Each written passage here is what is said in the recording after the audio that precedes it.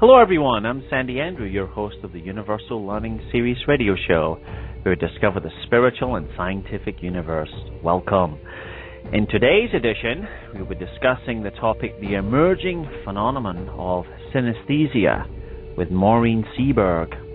In her new book, Tasting the Universe, Maureen Seaberg takes readers on an eat, pray, love style exploration of the fascinating, newly discovered phenomenon of synesthesia. Occurring in about 5% of the American population, synesthesia is scientifically described as a cross-wiring or lack of chemical inhibition between brain neurons. Musicians, artists, actors, writers, and other creatives often possess this condition. In her new book, Tasting the Universe, Maureen has collected the experiences of famous synesthetes, such as Itzhak Perlman, Billy Joel, Pharrell Williams, and Marilyn Monroe. Maureen Seaberg is a New York City-based journalist whose work has appeared in the New York Times, the Daily Beast, the New York Daily News, Irish American, ESPN the magazine, MSNBC, PBS, and NBC. And let's welcome Maureen Seaberg to the Universal Learning Series radio show. Hi, Sandy. It's a pleasure to be here. Thanks for having me. Thank you for joining us here today.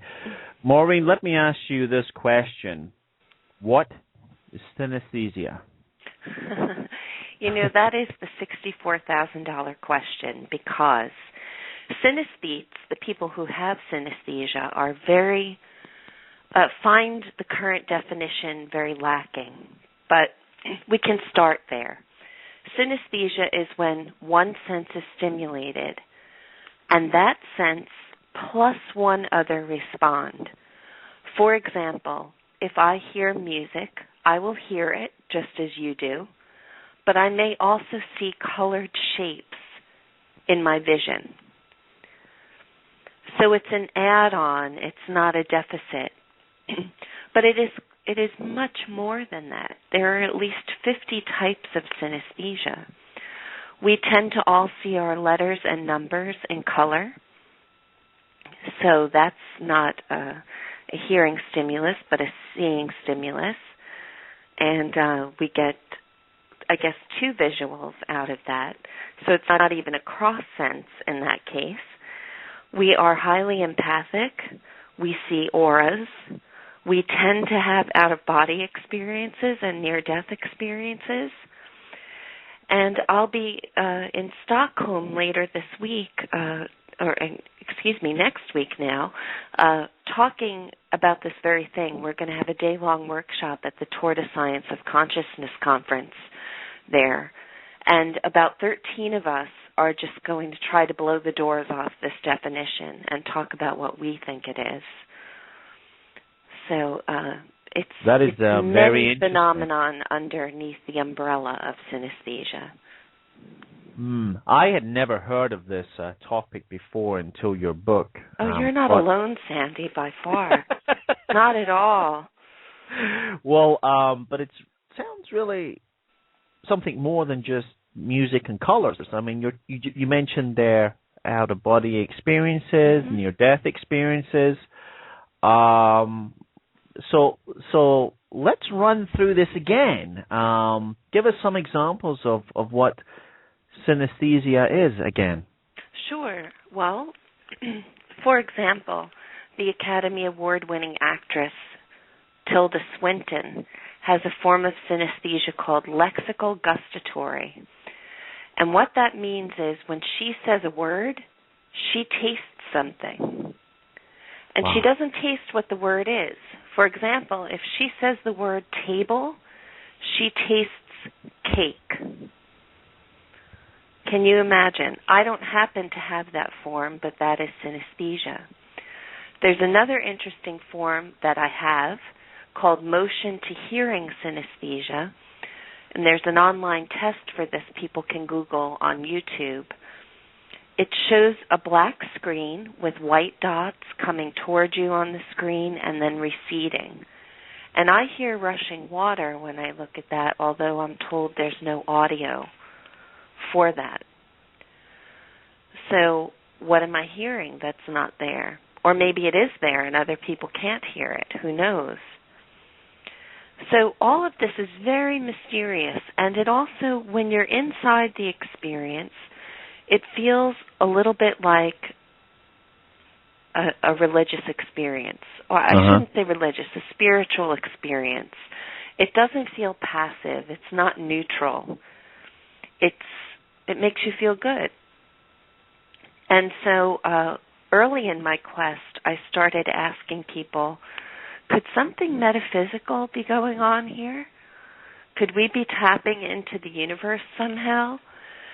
And again, from Pharrell Williams, the great Grammy Award-winning producer, who said, in his case, his synesthesia makes him feel like he's communing with God, to quantum physicists like Amit Goswami saying, you're seeing prana and chi, you're seeing the life force, to consciousness expert Stuart Hameroff saying, oh, synesthetes have a lower threshold to quantum consciousness. This is an entanglement, much like psychic phenomenon. Okay, so well... something beyond us seems to be happening. Indeed. So something's going on in the brain that's triggering sensations that the people are realizing in the form of taste, sound, visions. Is that what you're saying? It is, but, they found when they do brain scans, two areas of the brain tend to light up. The fusiform gyrus, which is below and behind your ear, and the angular gyrus, which is above your ear, both ears. And so those are hot spots. But I think we're shifting now, and I wonder if you would agree with me, from the anatomy of the brain to the science of consciousness. Because the brain may be structured a certain way, but why is it happening in the first place? Yeah. Why has nature decided this is necessary in some of us? Right. If I may, Maureen, and you can offer your opinion on this, I think the brain is like the processor of consciousness. Spirit. Agree. Call it what you want, but that's the kind of part that makes sense here on the surface of Earth. Right. So I'll use the brain as a processor, but all right. So, and I think it's a soul thing. When I say consciousness, I say soul. Yeah. So it takes many forms these days: soul, spirit, consciousness, whatever the fashion is. This week, let's use the term. And interestingly, I don't mean to interrupt, but just to back up that point, when you look at the Bible, Exodus 20:18, it says that the people gathered to see Moses retrieve the tablets from Sinai experienced synesthesia. It doesn't say synesthesia. No one had that word until very recently, but it says all the people heard the voices. Saw the voices. And if you look deeper into that bit of history in the Kabbalah, in the book the Zohar, it says, and all the people heard the visions. So something cross-sensory might have been happening at Sinai in the presence of God. Maureen, how does synesthesia work with musicians if they're composing tracks and stuff like that? That's a really good question, Sandy. Thank you. Well, first of all, it seems to happen over and over again in creative people. The neuroscientist V.S. Ramachandran out at UC San Diego says it's 8 times more common among those in the arts. Someone like Billy Joel told me that when he composes, he's in an inspired state, and sometimes he's sleeping. He gets songs both waking and sleeping, lucky fellow. Really. But whether he's awake or he's asleep, he is seeing shapes in color pass before his eyes. Wow. And those shapes and colors have corresponding musical notes or genres. And then he transposes it into music. Mm-hmm. Or the great violinist, Itzhak Perlman, who is not known as a composer, but a virtuoso violin player, every note he bows on that 1714 Stradivarius, that priceless violin of his, has a shape and a color. Wow. Wow. And what about actors? How does it all fit in with them, Maureen? Yeah, the one I know about is Tilda Swinton, but I would imagine, and of course Marilyn Monroe. I would imagine it's even more widespread than that. Marilyn Monroe's synesthesia came up in a really interesting way. I was studying up in Provincetown on Cape Cod at the Norman Mailer Colony, which is run by his friends and colleagues. And they showed me some examples of synesthetic writing that Norman Mailer did, which is not to say he was a synesthete, we don't know, but he certainly used metaphor in a cross-sensory way.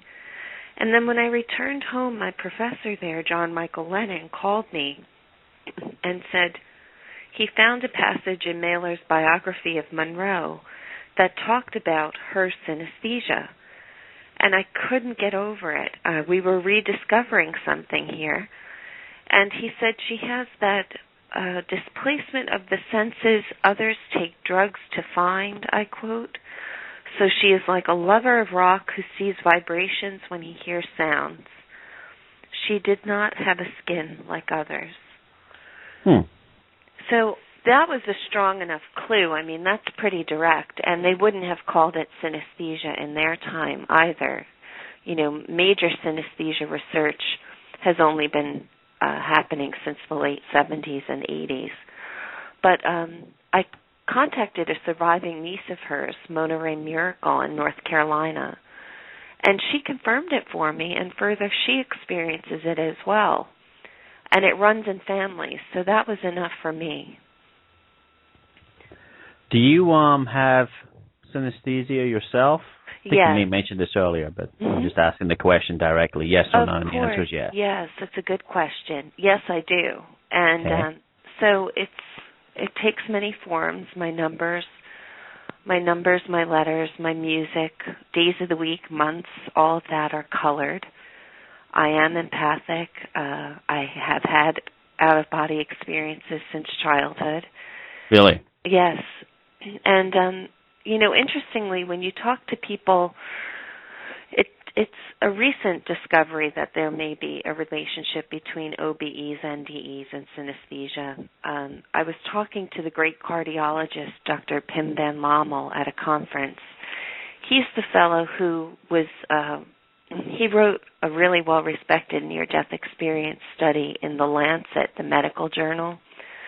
After many of his cardiac patients, which thankfully they can now revive with modern medicine, so it's a perfect lab for studying near-death experience, they came back and said they have synesthesia without having had it before. So what is that? Clearly something is going on. I like to think of it as, heaven dust or something. But it's some sort of a residue of a place or an experience or a chemical alteration. Maureen, can you describe one of your not your death experiences, your out-of-body experiences? If you don't mind. No, not at all.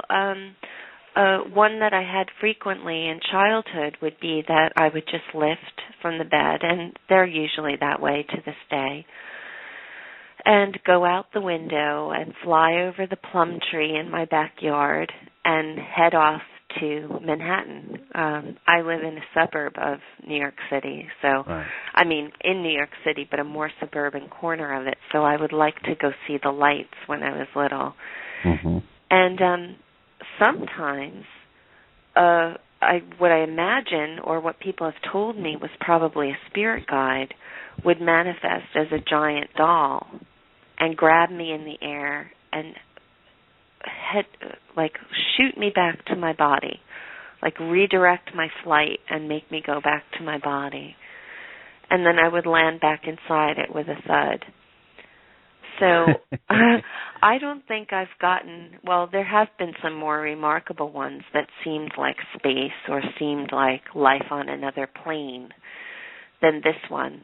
But when I was little, I was very astral, I think. I was really sticking pretty close to this physical environment. So I wasn't getting, and it wasn't a near-death experience, it was an OBE, so I wasn't getting the white light and the departed relatives and things like that. Maureen, when people are falling asleep at night, sometimes they kind of wake themselves up with a jolt and a thud and a loud bang. Is that anything to do with synesthesia, or is that something else? Well, I think it may be, in fact, an OBE. And if they're having OBEs, I would venture to say they might be synesthetic. But it's the OBE first and foremost in all likelihood. Okay. All right. Is there any drawbacks of having experiencing synesthesia? There are a few. Chiefly that it's so poorly recognized and understood. I mean, you really have to be careful even to this day where you bring it up, because people will think you're using drugs or you have a mental illness or something's really wrong. But and then there are people who have that lexical gustatory synesthesia who say it can be very uncomfortable because not everything tastes like cake, clearly. They could taste cigarette ash or earwax or something unpleasant. I'm really glad I don't have that form, except for the tasting cake part, because that would be a good diet. You need to tell me one on chocolate. That would be great. I know. Give me that one. Everything tastes like chocolate. So, so those are the couple of drawbacks, but I hesitate to even bring them up because overall, everyone who has synesthesia says they would be lost without it. That it's an enhancement, that it's pleasant, that it helps them memorize things. You know, we're really good at memorizing spellings and phone numbers. Right. And things like that because the additional colors act as a mnemonic. Could synesthesia, Maureen, sorry to cut you off there. No, it's fine. Could it be interpreted as a form of spiritual guidance? You know, I think you're onto something there. I think, at the very least, it's a reminder that there is something beyond us. Because I happen to be the sort of synesthete, I should explain this as well. They think it's the same thing, but we experience it differently. Some people experience synesthesia in the mind's eye, and other people experience it out in front of them. And in my experience, it's both things. But especially the one out in front of you, like if I'm looking at your website right now, and I look at your name, Sandy is mostly green because S is green and A is yellow and N is black. But those colors are somewhere between me and the computer screen. Really? Yeah, and I know they're black on a white background also. I can see that. So I'm seeing what you're seeing, but I get an overlay. I think that's just a reminder that there's something outside of us that is still connected to us somehow. That's how I feel about it. I feel very enmeshed by the fabric of the universe with this. And much of what we see, you know, the stuff that you see if it's like a sound, a sudden sound, a crack of thunder or something. Sometimes I'll see these tiny little lighted particles go by in some of the most beautiful colors, like a really electric blue or a really vivid lime green. And they're so lit and they're so tiny and they go by. They absolutely look quantum or from deep space. Uh-huh. And so, sometimes like Occam's razor, the simplest answer is the correct one. If they look celestial, perhaps they are. And it's also a reminder to me that, space is not out there. We are in space. So the things you see with the Hubble telescope, a synesthete might see. And they're right here on Earth. Cool. Yeah. Now, how's your book structured, Tasting the Universe? How's it structured to explain this phenomenon of synesthesia, which is now coming to the front? Yeah, it starts as a quest. I end up leaving daily newspaper journalism to go on a quest to understand this mystery. I was covering crime, and so, I'm used to sort of mysterious circumstances and trying to figure things out with evidence. And one night while I was writing about a really particularly terrible crime, I was looking at the words on my computer screen, and even though they were the most ugly words you would ever want to write, there was this beautiful light and color emanating from them. And I had an epiphany, and I thought, you've had this mystery of your own all your life. You should contribute. You should use your skills as a journalist to try to find out all you can about it. Uh-huh. So I go off and I go to Tucson, to the Consciousness Center, and to many people and places to ask them what they think this is, or would they finally admit that they have it, like Billy Joel and Itzhak Perlman. They have never spoken about it before, nor had the family of Marilyn Monroe. So it's sort of a quest. It's a quest book. Okay. That's how it's structured, yeah. Good. Now, you're off to Stockholm, Sweden. Yes. Next week. Tell us about this, because this sounds really interesting. What's this conference about? Oh, this is really incredible. It's run by the University of Arizona at Tucson, where they have a really well-respected consciousness center. And every year they have a conference. Every other year it's in Tucson, and then it goes around the world on the odd years. And we are actually going to be at Stockholm University and all presenting in Aula Magna Hall, which is where they give out the Nobels. Okay. People like Deepak Chopra will be there, and Sir Roger Penrose and Stuart Hameroff. And what I think the beauty of this conference is someone like me who is not an academic, not a scholar. I'm not saying I'm not bright at all, but I am not a professor of this. I am a journalist, and I am an experiencer. Uh-huh. And they welcome the experiencers into the mix and say that it's all academic. They like having the Sir Roger Penroses of the world, who was Stephen Hawking's teacher, and then me.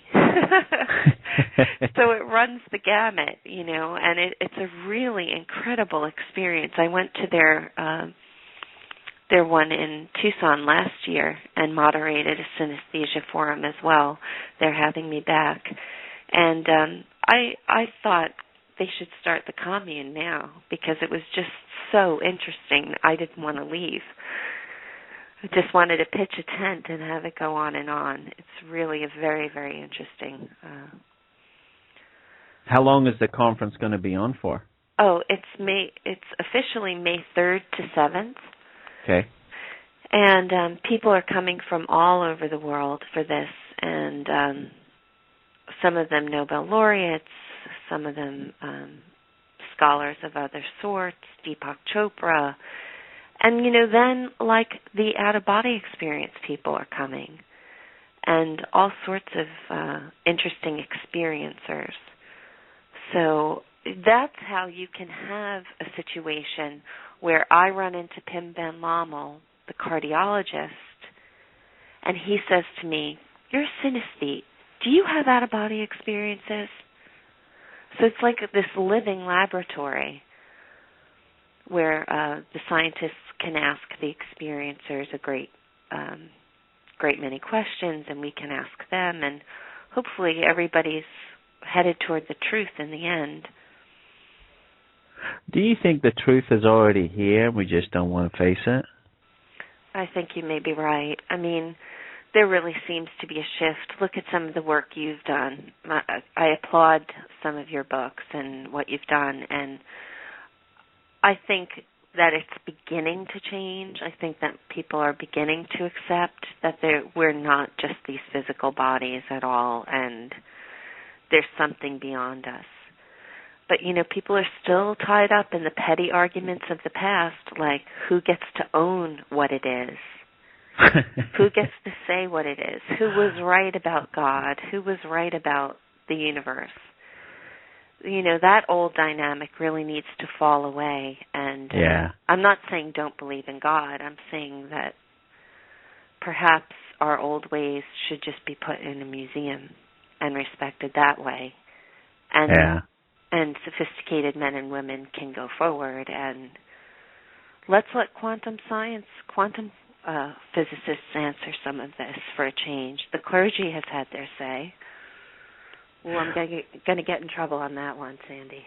Oh, please, not at all, not at all. This is a platform for expressing and discussion, and there's many branches to the roots of all trees, and people are entitled to live their religious and spiritual life in private, providing they harm no others. When they harm another in the name of their belief, that's when things get out of hand. Absolutely. And rightly so. I mean, what right has a person to come to you and dictate to you how you need to live your spiritual and private life?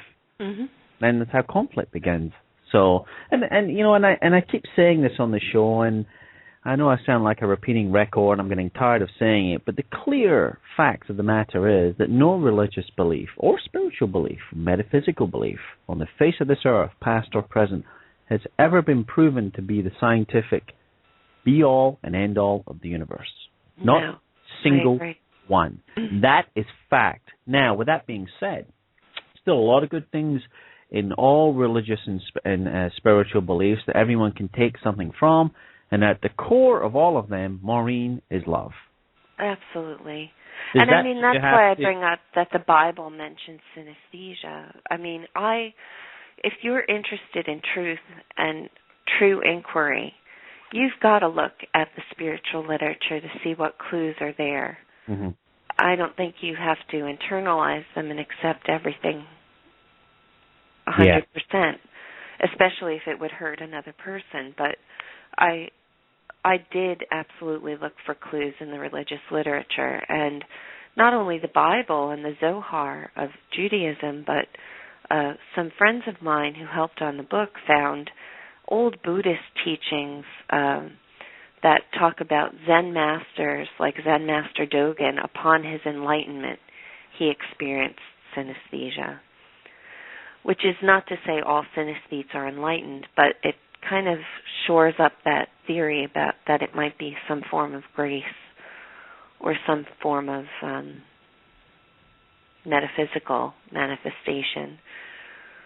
So, Maureen, I don't mean to sound disrespectful at all of religion, but I do want to hear more and more and more from the quantum people, because I think that perhaps it will level the playing field and make the truth available to more people.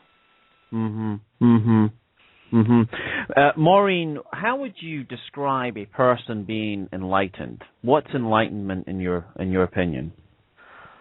I think of the Dalai Lama. I think of people who have gone through enough training and enough study and enough personal reflection to know that there's more than this, that we are just in the physical right now, that they know to harm no one, and that their quest is to understand more and more about the meaning of why we are here. Good. But the Dalai Lama is one of the only living examples I could point to. I'm sure there are more. He's not welcome in Tibet, correct? Is he still banned from there? Yes. Well, yeah. We'll see how the world unfolds in the next 200 to 300 years, and perhaps things will change for the better. I hope so. Okie dokie. Right, now you're going to be in Stockholm next week. That's a little bit far for people to meet you from New York, unless you want to go on a plane with you. So where else are you going to be in the next month or two in the United States or Canada? I will be speaking at Yale University, but I don't have a date yet, very soon after returning from Stockholm. Wow. And if people want to keep up with the schedule, I recommend they go to tastingtheuniverse.com. And you can see what I'm up to there and write me, and I promise to write back. And you can also order the book there. The book is available in bookstores and on Amazon and barnesandnoble.com. It's out there if you're interested. Well, Maureen, thank you very much for coming on to the show today to talk about this very interesting subject. My pleasure. Thank you for asking so many interesting questions. Best of luck with your book, and have fun in Sweden next week. I will. Thank you. Thanks very much, Maureen. Thanks to everyone for listening. Bye-bye. Have a great day. Bye. That was Maureen Seaberg, author of the new book, Tasting the Universe, the Emerging Phenomenon of Synesthesia. Sounds really interesting. Her website, tastingtheuniverse.com, we'll update that on the Universal Learning Series website here this afternoon for you all. Thanks for listening. Hope you've enjoyed the show today. Have a great day. Bye-bye.